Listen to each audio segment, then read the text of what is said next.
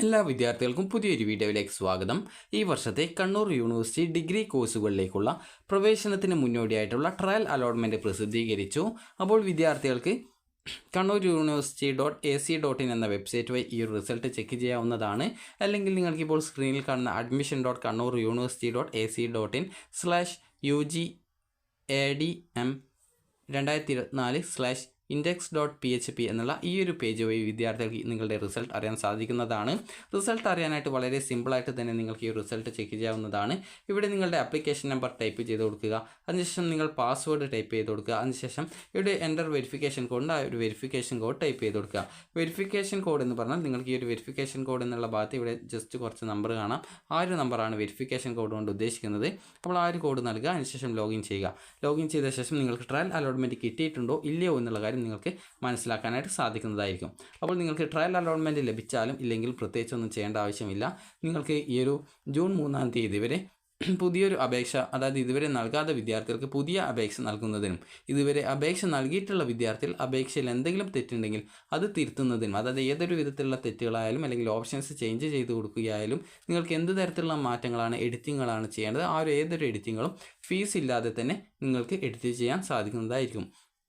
3-ാം തീയതിക്ക് ശേഷം പിന്നീട് നിങ്ങൾക്ക് എന്തെങ്കിലും എഡിറ്റ് ചെയ്യണമെങ്കിൽ നിങ്ങൾ അതിനായിട്ട് ഫീസ് അടക്കേണ്ടതായിട്ട് വരുന്നതായിരിക്കും. അതുകൊണ്ട് തന്നെ വിദ്യാർത്ഥികൾ അപേക്ഷയിൽ എന്തെങ്കിലും മാറ്റങ്ങളുണ്ടെങ്കിൽ ആ ഒരു എഡിറ്റുകൾ ചെയ്യാനായിട്ട് ശ്രദ്ധിക്കുക.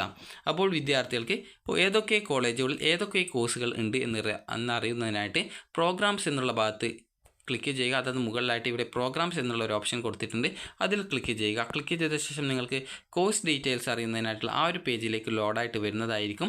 അപ്പോൾ ആ ഒരു പേജിൽ നിങ്ങൾക്ക് പിന്നീട്, അതായത് ഓരോ കോഴ്സിൻ്റെ പേരും കാണാൻ പറ്റും. ആ ഒരു കോഴ്സ് നിങ്ങൾ സെലക്ട് ചെയ്യുക. സെലക്ട് ചെയ്യുന്ന സമയത്ത് എന്താണ് കോഴ്സിൻ്റെ എലിജിബിലിറ്റി എന്നുള്ളതും ഏതൊക്കെ കോളേജുകൾ ആ ഒരു കോഴ്സ് ഉണ്ട് എന്നുള്ളതും ആ ഒരു കോളേജ് സെൽഫ് ഫിനാൻസ് ആണോ അല്ലെങ്കിൽ എയ്ഡഡ് ആണോ ഗവൺമെൻറ് കോളേജാണോ എന്നുള്ളതും മനസ്സിലാക്കാൻ സാധിക്കും. സെൽഫ് ഫിനാൻസിന് ഈ ഒരു എയ്ഡഡ് ഗവൺമെൻറ് കോളേജുകളെ സംബന്ധിച്ചിടത്തോളം ഫീസ് കൂടുതലായിരിക്കും. അക്കാര്യം വിദ്യാർത്ഥികൾ പ്രത്യേകം ശ്രദ്ധിക്കേണ്ട ഒരു കാര്യമാണ്. അതുപോലെ തന്നെ വിദ്യാർത്ഥികൾക്ക്, അതായത് ഈ ഒരു ഓരോ സെമസ്റ്ററും ഏകദേശം 20,000 അല്ലെങ്കിൽ 25,000 രൂപയൊക്കെ നിങ്ങൾക്ക് വരാം. ചിലപ്പോൾ അതിൽ കൂടിയേക്കാം, ചിലപ്പോൾ കുറഞ്ഞേക്കാം. അപ്പോൾ അതിനനുസരിച്ച് ഓരോ സെമസ്റ്ററിനും ഫീസ് നിങ്ങൾക്ക് സെൽഫ് ഫിനാൻസ് കോളേജുകൾ വരുന്നതായിരിക്കും.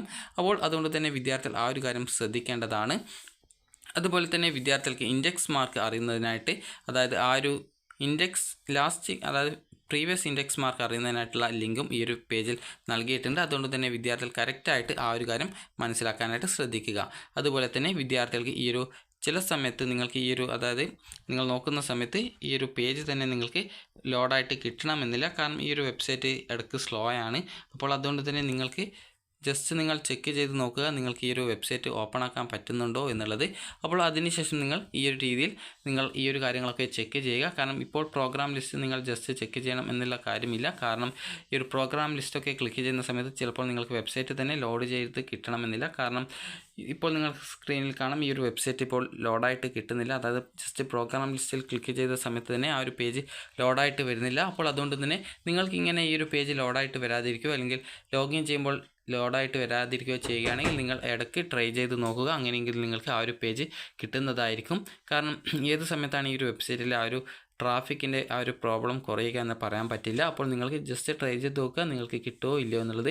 അതുപോലെ അപേക്ഷയിൽ എന്തെങ്കിലും മാറ്റങ്ങൾ നിങ്ങൾക്ക് വരുത്തണമെന്നുണ്ടെങ്കിൽ ജൂൺ 3-ാം തീയതി വരെ എഡിറ്റ് ചെയ്യാവുന്നതാണ്. ഏതൊരു വിധത്തിൽ എഡിറ്റും ചെയ്യാൻ സാധിക്കുന്നതായിരിക്കും.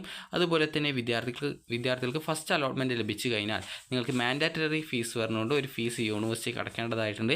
അപ്പോൾ ആ ഒരു ഫീസ് നിങ്ങൾ അടക്കുകയും അലോട്ട്മെൻറ്റ് ലഭിക്കുന്ന കോളേജിൽ ടെമ്പററി ആയിട്ടോ അല്ലെങ്കിൽ പെർമനൻ്റ് ആയിട്ടോ അഡ്മിഷൻ നേടാനും സാധിക്കുന്നതായിരിക്കും. അപ്പോൾ വിദ്യാർത്ഥികൾക്ക് ഈ ഒരു വീഡിയോ ഉപകാരപ്രദമായിട്ടുണ്ടെങ്കിൽ ലൈക്ക് ചെയ്യുക, ഷെയർ ചെയ്യുക. Thank you for watching.